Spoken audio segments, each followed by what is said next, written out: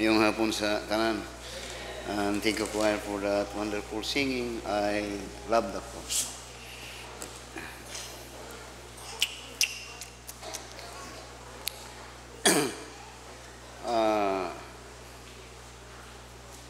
We have a doctrine that we believe on the sovereignty of God. Meaning to say, the sovereignty of God simply means His power, absolute power over His creation. Nasunda ko mayo sa akong ginasunda. Absolute power over His creation. And we are God's creation. Now, ang panday, kung magbuhat ang panday, siya gawin magbuhat na unsang forma yung himoon. Ang kahoy, wala na siya mahimo. Ang kahoy, musunod-sunod, wala siya mahimo kung siya gustong himuon sa panday. Kung, the message that I would like to share is, wala pa nang butang day. The clay in the potter's hand. The clay in the potter's hand.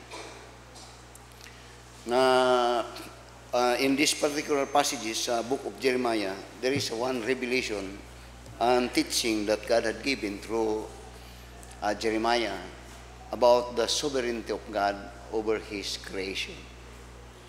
That God, being the creator, has all the power and anything, everything, authority over His creation.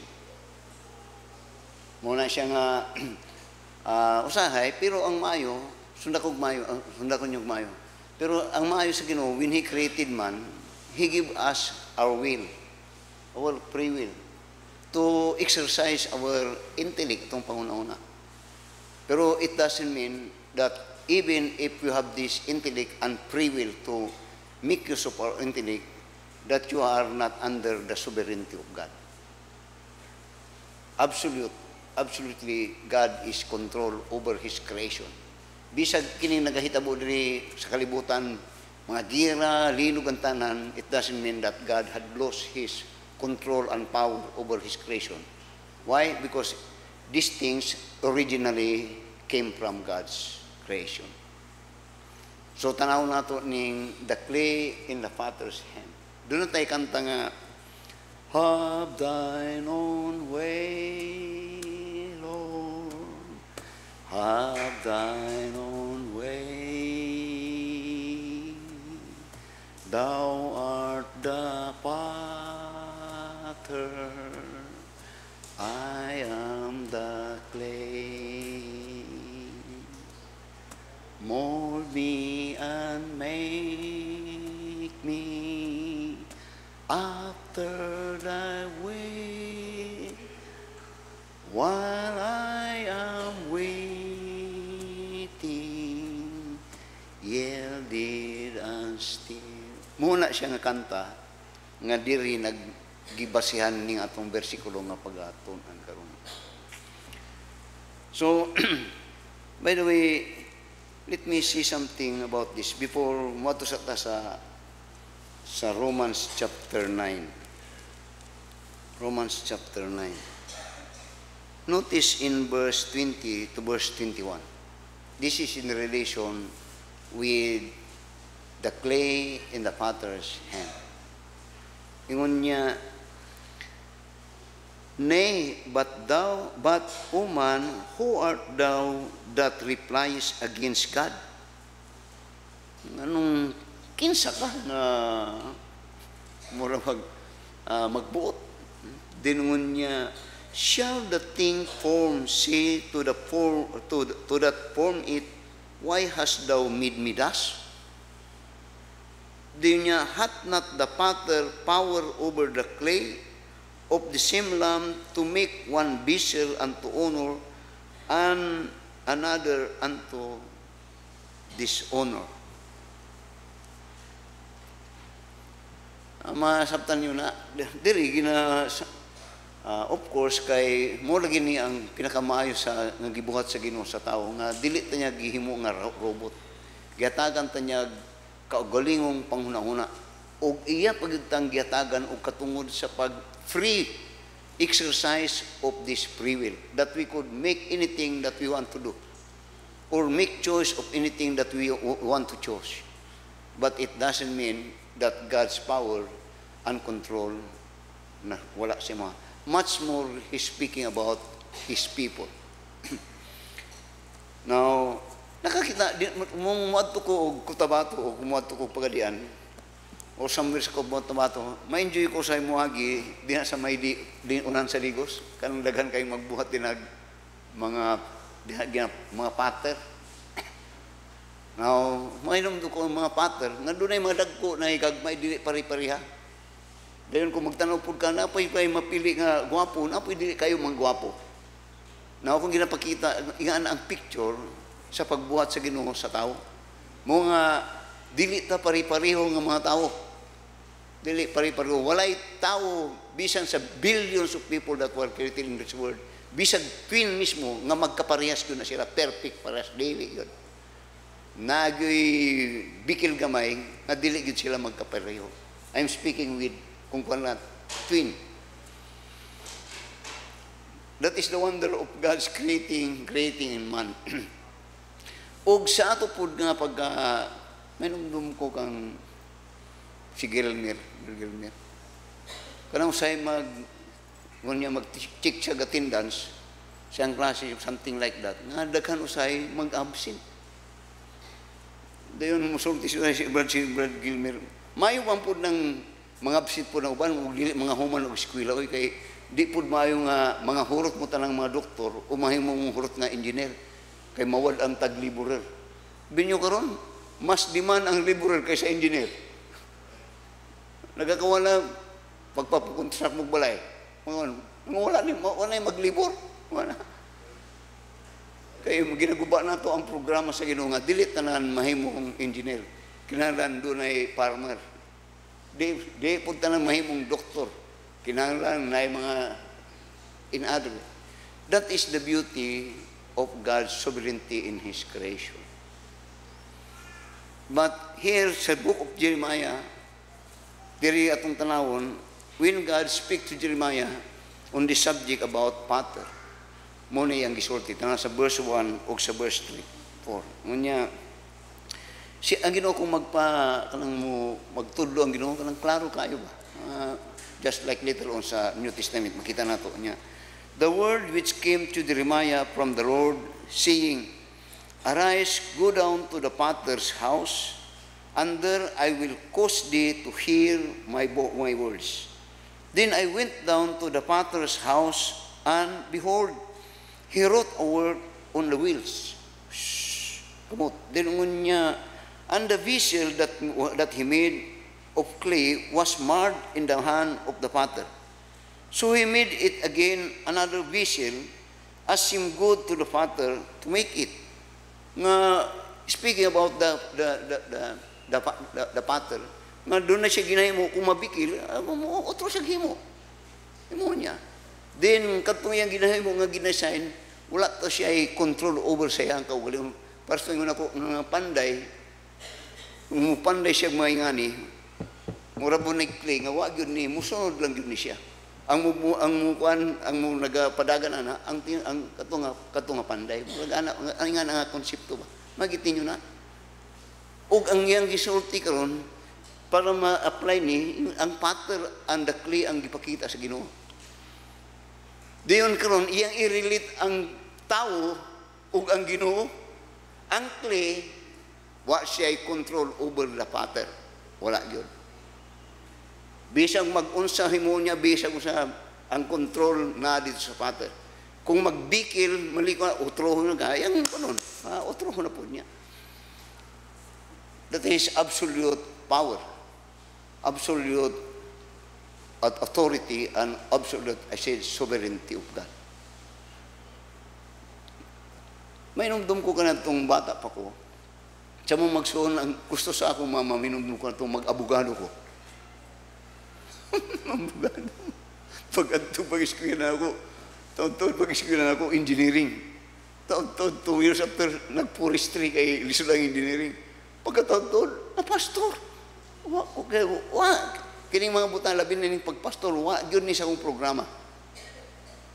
mo gyud ni ang butang wa gyud ni wala ni sa akong mama sa wa gyud ni. Karon na pastor. Then so karon tanaw sa verse 4. Nya, then the word of the Lord came to me saying, dunay ginatudlo sa Ginoo kang Jeremiah nga gusto niyang ipakita ang iyang pagka-Dios ug unsa pud ang tao.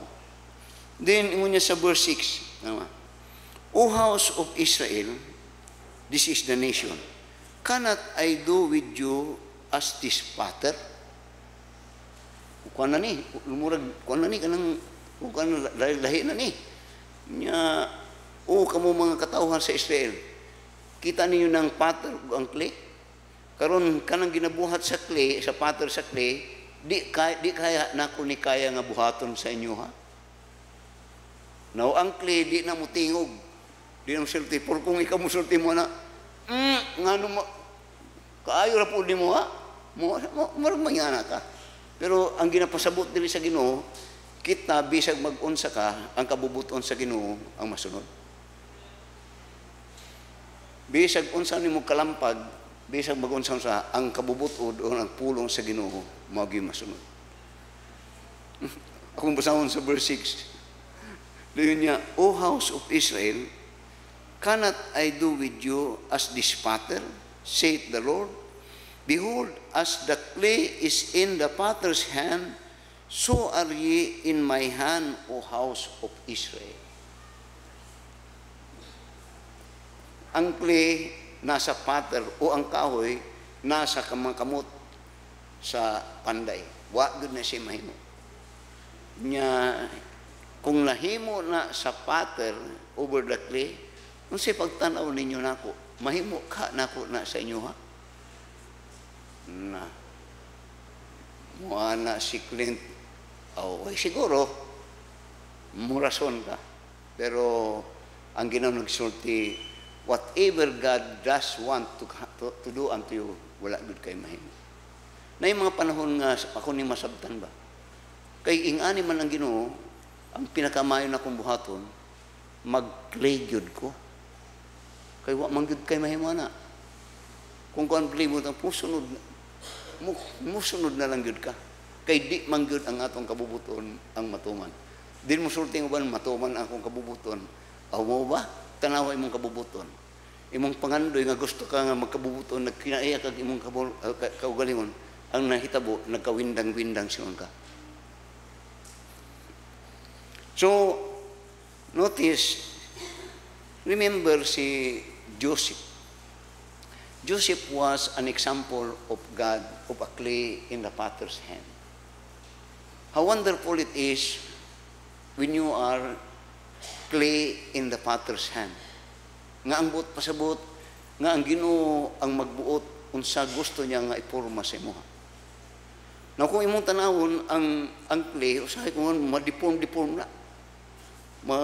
Say pulpugol pag yun nagmayo, pisat-pisat pun pag yun nagmayo, nga humok yun kayo kuwaon tanang mga bato. Kanang pagkuhan nga huway likig yun.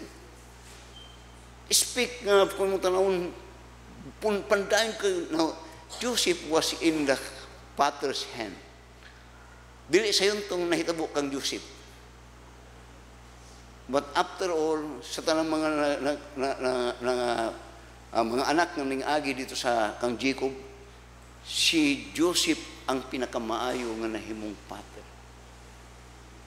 Nga naman, he gave his life, he gave everything to the hands of the pater. Nakita niyo to? Sa mga kamot siya mga igsoon, gipanguhaan siya kung ganito, he was in bed, and mismo iyang magsuon ang gusto, patyon, gipatay yun siya, gani kung imong tanawon. Dili ito maayo. Pero makita nimo ang picture sa clay sa kinibuhi ni Joseph. Wag yun siya nagtanong o pagdumot siya maigsoon ran. Wala yun. Lisod to. Pero as kung mo a picture of a clay that in that is first sa stage sa iyang kinabuhi, mura siya dito daghang mga bato-bato nga sakit nga kwaon pero sige lang wa siya reklamo. At the end, ang yang pakita sa picture siya sa in the hands of his brother, unsi ka buok. Butan na pag 12, kay wala na apil si Benjamin. Wala gyud siya reklamo. Bisag gimaltrato siya maayo. Wala gyud. Now you see, mga proseso usay sa atong kinabuhi usay atong gusto nga moderitso ta nga mahimong gwapo. Pero in the Father's hand, dili ka moderitso kagwapo. Muagi kag lataon gyud kag mayo. Kinsa to nagkuyog sa ko nga nag-adtumiod dinadapit sa Brother Jojo katong buhatanan diha sa St. Mary's ug kuan nga ang clay, ang gon sa clay, ilang gitamak-tamakan ang clay. Di manog yun akong gitao. Ilang gitamak-tamakan ang clay. Ano man na. Doon nila speak about build kung kuan pagpaubos umayo. Pagpaubos ko umayo. Now you see, each one of us wants to be a very beautiful path. Pero dili ta gusto mo agig proseso.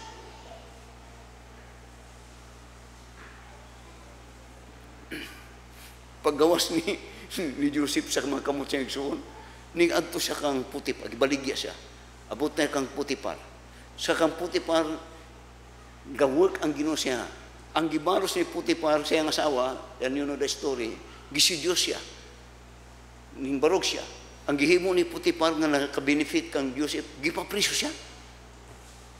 Then I could record sa diyang nana siya sa hariano siya na king, wala siya na pinakabantugan nga tao sa had control over Egypt. Wala ko record nga iyang gipangita tong tao nga nagdumot siya, naghilabot siya, nagpapriso siya. Wala yun. Wala yun. Kung ako to, patay yun to nga tao.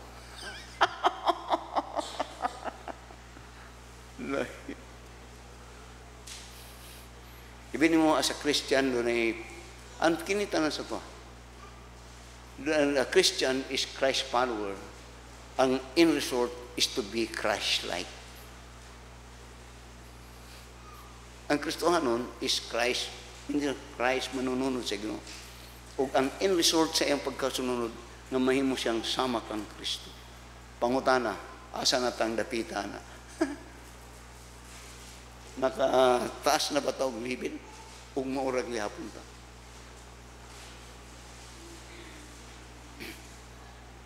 Si Joseph, after nga nahimo na siyang bantugan, siya na ang, actually, Joseph in that time, he was the one that controlled the world.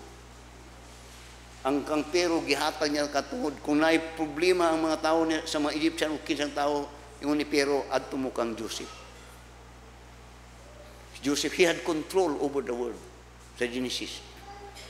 There come a time nga namatay na si Jacob. Ug nabalakan na ang iyang mga igsoon. Wala pa namatay si Jacob, ilan ang ginasiguro nga di tabarslan aning Joseph. Ay, patay yun tani. Pero later on, when he was guwapo na siya niya, kanadto, you mean it good for me, bad for me. But God meant it good to save lives, many lives.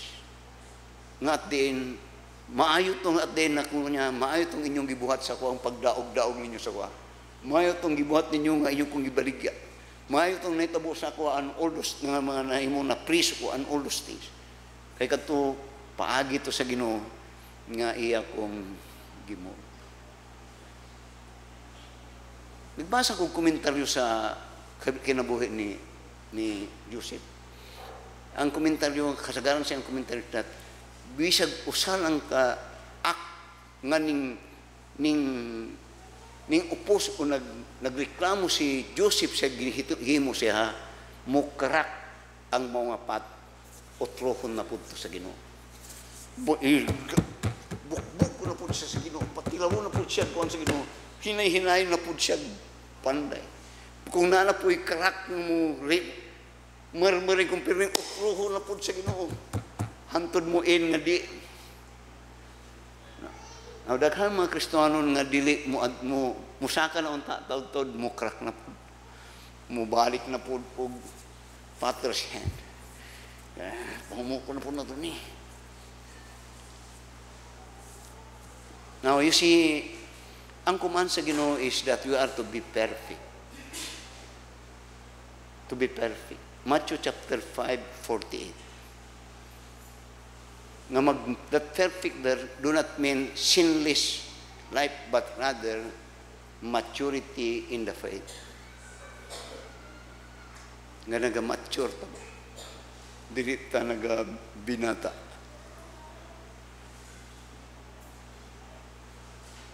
Muna nga, so, not only in the life of Joseph, but kung imo eksaminon ang mga life of the mga great men in the Bible, mga tao to that pass through the hands of the Father. Ang Ginoo ang nagmold sila, nagpanday sila. So na kung yung mayo, si Moses was a clay in the Father's hand. 40 years siya nga nagibutang sa Ginoo, gimold sa Ginoo sa kultura sa Egypto. 40 years. Dito siya, doon ay mga skalmisis ka na himo siya, nasa gihimo dito nga di mayo. Din, gibutang na po si Ginoo, 40 years si Moses in the wilderness, in the Father's hand. Nga matunan niya, ginamold niya, how it is to be a leader, a Christian or a good leader. Then after sa 80 years na training, mold sa Ginoo, gibutang na siya sa field. And he was 40 years nga nagasunod sa Ginoo. Ang komentaryo sa Ginoo, he was the meekest. Siya sa 2,000 ka tao, he was the meekest leader. Unsay meekness niya, ang iyang mismo mga tao nga iyang ginadala, siya mismo ang gusto mo patay siya. Dili mo sunod siya. Na yung panahon nga makuan siya, pero the point that is that nang panahon nga nabikil siya, wala siya nakasunod sa Kanaan. Pero in many, if you study the Bible, mga tao nga ginagamit sa Ginoo, muagi gyud na siya dina sa mga kamot sa Ginoo, in the Father's hand. Now, tanaw gud sa Jeremiah chapter 10.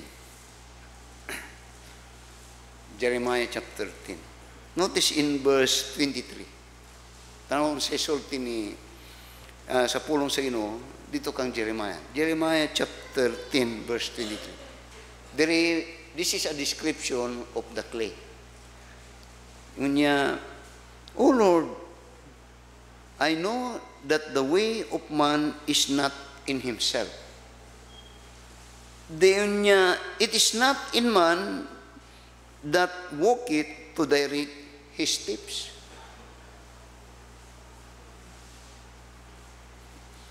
Ako nang i-share last Saturday kahapon ni na when I came across with this reading, ingana ang picture sa kili, pero dili na para sa kuha. Murag dili to ka, dili ni para sa kumbinsido mo ani. O atong tinuod, kung ingani ba gyud ni, tinuod ba gyud ni? Tanaw na gud. Oh Lord, nya ako kabalo ko, I know that the way of man dili na sa iyang kaugalingon. Dili niya kung namoy binisya tabangi ko nya, it is not in man that walketh to direct his steps. Nga kung imong tanawon, dili ikaw ang magbuot, kay buot. Di na pwede kung imong tanawon. Pero, pamati mo gumayo. Pero kung mong tanawon ang mga tao sa Ginoo nga mga bantugan, tinuod ni. Ang nagadirect sa lahat, dili sila, ang Ginoo. Murag wala sila pang-isip, pero murag dili nila exercise lang kahuna-huna. Nagasunod-sunod lang sa Ginoo. Pero nahimo ba silang bantugan? Perti ka bantugan. Si Abraham, kasayad pa mo nga si Abraham is working upon the dictation of God. After nga si Abraham believe God ang Ginoo, pero doon ay panahon nga mo gamit si Abraham sa iyang kaugalingong intellect. Ang mahitabo, perting gubuta. Kaya ang program, samtang nagasunod siya sa Ginoo, maayo. Kung siya, ang magihan niya, mga damage. Then katong pagsunod niya kang Sarah, dako kay itong damage na nahitabo.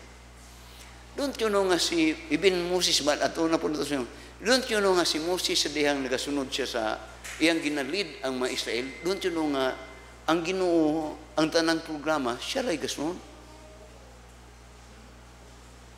Don't you know nga si David was a great man and a genius warrior, pero ang mga plano sa iyang gira, ang Ginoo.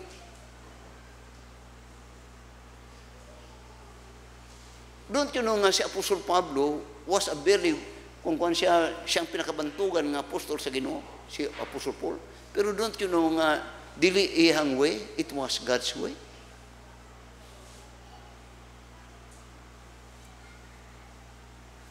Now, in the book of Luke, saan ako ninyo? In the book of Luke, chapter 15, ako na lang sa ocean, nasa Luke chapter 15, sa verse 12 up to verse 30, doon ay usa ka anak din ha, nga he direct his way. He came to his mother niya, give me the portion nga nasa ko. Ako'y mudala sa akong kaugalingon. Ako'y magbuot. Di na ako gusto, muhawa ko dili sa imo ha. Mugadto ko akong kaugalingon. Uy, don't you know what happened to the prodigal son when he exercised his way? At the end, tanawa, Merisi, sa Luke chapter sa Luke chapter 15. Merisi, you go your own way.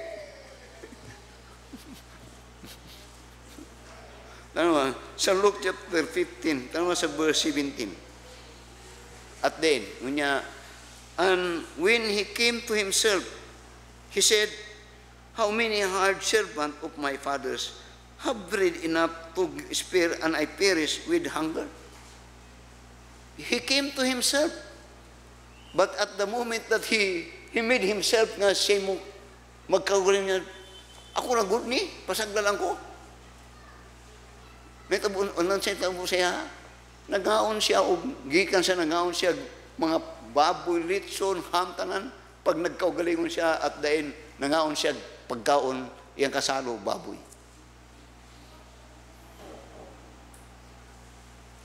Makita ninyo na.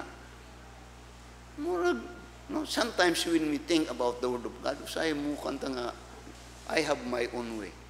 Pero dili.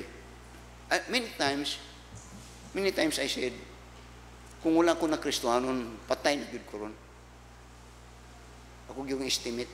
Kay kini nga kinabuhi na puno mo ni og katong more than prodigal son. Kung wala pa yung Ginoo, dili. Wala na yun. Guba yun akong kinabuhi. Perting buska yun. Murag, kung naggunit o garanda,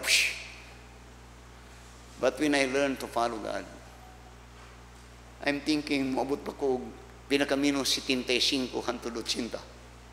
Naku, igistorya na ko si Brad yung mariwan time. Brad, kung unsa-unsa gani, kuwan ka, Brad, ha? Maabot pa ka 80, pastor, mga tinood dyan. Ano man na? Because as far as the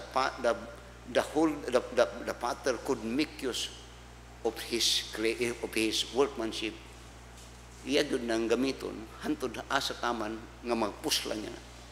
Buhion niya na ug isupply niya ang kinahanglanon kay iya manggamiton. Masunan niyo? Tanawa si Apostol Pablo. Philippians chapter 3. Philippians chapter 3. Notice in Philippians chapter 3. Dali rata. Philippians chapter 3. Tanawa sa verse 7 to verse 8. Kung gusto pagid mo sa verse 19. Ngunya, but what things were gained to me, those I counted loss for Christ. Ye doubtless, and I count all things but loss for the excellency of the knowledge of the Christ Jesus my Lord, for whom I have suffered the loss of all things, and do count them but dung, that I may win Christ. Nga gipakabalyog maayo ni Paul ang Ginoo ang Kristo kaysa sa tanang butang. Murag dili maayon. Pero kung imong naunahon, when Paul chose Christ more than anything, he chose the right choice because he chose the source of everything that he need. Ngambot pasabot dito ko sa kung kuan pa mo ni bukal sa tubig, dito ka gasuyop sa kuan agihan ya di ko gusto di mas pilion ako diring dapita kay diri ang tuburan. Kita dito ta sa tumoy gusto nato. Mason na ko niya. Dito ta sa tumoy. Si Paul dito sa tuburan. Unsay pinakamayo, sa tumoy o sa tuburan?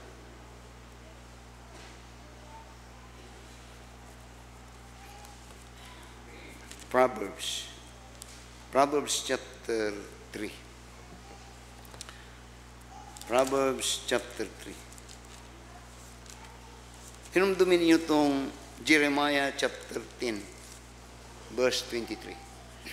Now, ingani. Sa Proverbs chapter 3, verse 1 to verse 6, o verse 7, familiar ni, mo ang principle nga ginasulti sa Ginoo. Being a pattern, not only that being a pattern, but to be a follower. Yung niya, my son, forget not my law, but let thine heart keep my commandments. For length of days and long life and peace shall add unto thee. Gusto ta aning length of days, long life and peace. Dino niya, let not mercy and truth forsake thee, bind them about thy neck, write them upon thy table of thine heart, so shalt thou find favor and good understanding in the sight of God and man. Nawingani, doon na sa kapanahon nga ayaw lagka na kay ang mga taon ni Brad Jumali dito sila sa ato kanaan natong iyang igagaw nga kung gika-istorya sila yung nagduwara dalo to istorya mi nag-istorya mi mahit sa imong Brad mo to din naman ako nga mo nga ampingan ninyo na siya kay inyong panginabuhian na bayan na siya nung sa iyang kung lagi pastor lagi ana ayaw ninyo now don't in effect I'm telling them don't kill the duck that lays the golden egg. That duck produces what you need. He has the gold. Kill the duck, you lost the gold. Ingon niya, for length of this and long life and peace shall be add unto thee. Ay, muni ka na ito nga, mainumdum ko ka na ito, batanon pa ko. Nag-apil ko og TUCP. Dahil pero sa estudyante pa ko, kabataang kiim na ko. Dahil sa nagtrabaho na ko kanadto, mga ibalumusong gilbuhi. Mo at pilay ko og TUCP. Dahil nagkonsulta ko sa pastor. Si Pastor Lucas pa to niya. Ayaw apil-apil ana brad. Ayaw apil-apil ana. Muguba sila, pero wala sila solusyon. Muna, dagkang kayo mga kumpanya na guba, dagkang nangawad ang trabaho, pero wala sila kakatabang. Ayaw kapil-apil na, Brad, komunista na. Dito ko nag-analyze, tama, no? Lagi ko, kaya daghang mga rebelde, mga kamangubataan, magbantay mo na. They destroy the economy and they always say about the problem but never did give solution to the problem. So, ingon niya sa verse 5, niya, trust in the Lord with all thine heart, and lean not unto thine own understanding. Mo niya ang ginasgutan karon ni Jeremiah. Si Jeremiah, more than 100 years, di na ako makuan, before Solomon. Pero kahinumdum siya kang Solomon. Si Solomon, ang priority niya when he meet God is wisdom. Dili riches, not even to kill his enemy. Ang kaalam. O ang iyang ginasulti ko ng kaalam, ang pagmasunod sa Ginoo makita dito sa pagmasinundon dito sa iyang pulong. Muna ingon niya, it is not right for man nga wala to direct his ways. Wala gyud. Karon mo di ini ingon niya, trust in the Lord with all thine heart and lean not unto thine own understanding. In all thy ways acknowledge him and he shall direct thy paths. Now you see, when you build faith in God, mo ni akong ginatun-an yun, ug mo ni akong ginapractice, God knows that in everything mananghid ko, akong ampuan sa Ginoo.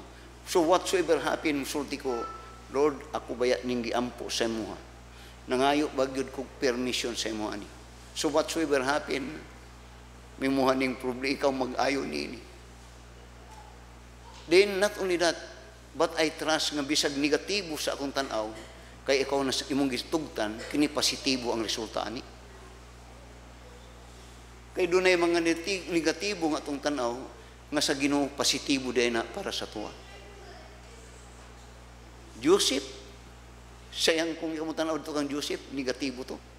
Pero sa Ginoo maayo to. Because that is his part of molding the clay.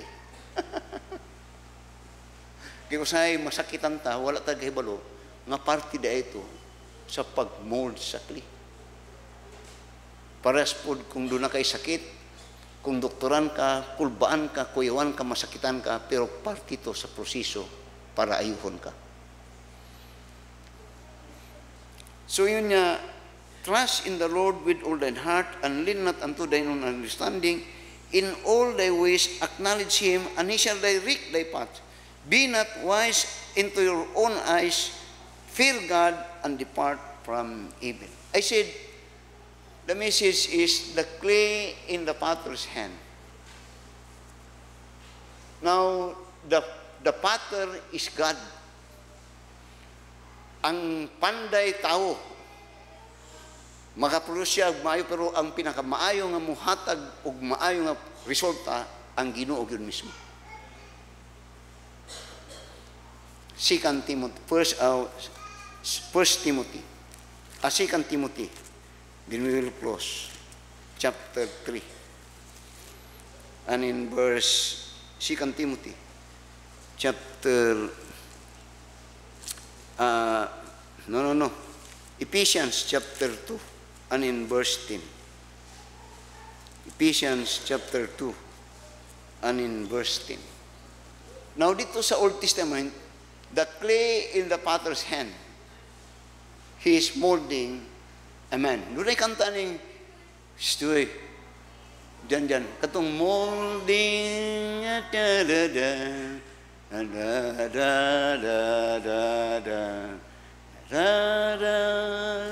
choir,